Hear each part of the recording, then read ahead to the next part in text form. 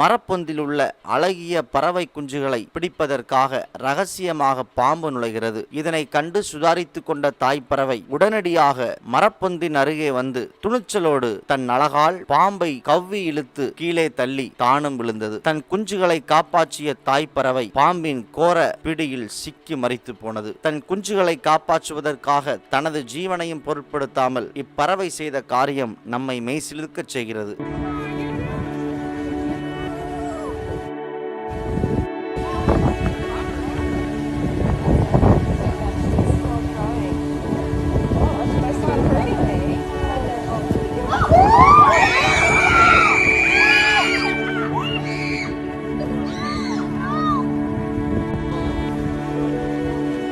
Yeah, he's not gonna make it.